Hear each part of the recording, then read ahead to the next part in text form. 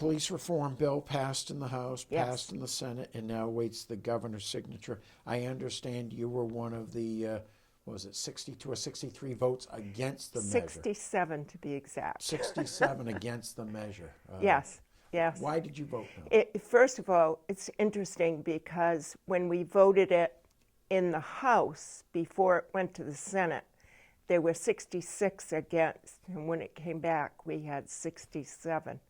So everyone remained pat, and one more jumped in. So I thought that was interesting. What about the bill do you not like? Well, I am in full support of our police departments and the work they do. And I do believe in this day and age with all the violence and the crime that's happening, that they do need certain protections. What I will tell you is that part of the conference committee that ironed out the bill, there are 3 from the House and 3 from the Senate. And one of the conferees was a member of our caucus. His name is Tim Whalen, and he's a former state trooper. And he has had first-line experience when trying to nab someone for a crime. And he explained how he's had the experience of rolling around on the ground with someone who was ready to stab him, and he had to use the chokehold in order to keep himself alive. And I think that should be an option. I don't think it should be used, maybe frequently, but certainly it should be one of the tools at their disposal.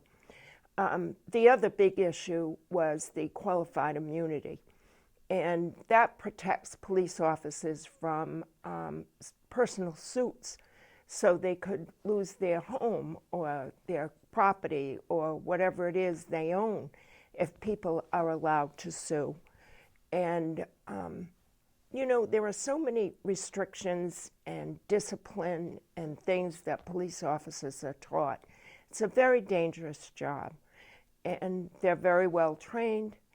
And I think if they take that on, we as a society need to protect them because they put themselves in harm's way almost every day.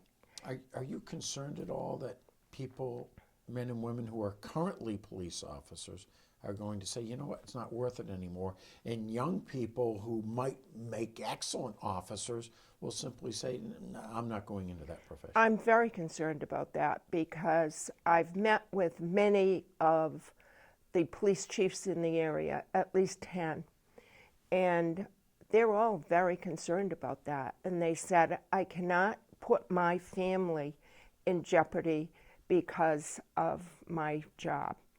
And the ones that are the rising officers who are right behind them are also feeling that kind of pressure. And, it just, when they're put in a situation where you have to make instant decisions in dangerous situations, you have to be able to use the tools at your disposal. And if you have to say, oh, I can't do that, you can't protect people, you can't protect yourself, and you can't control the criminal.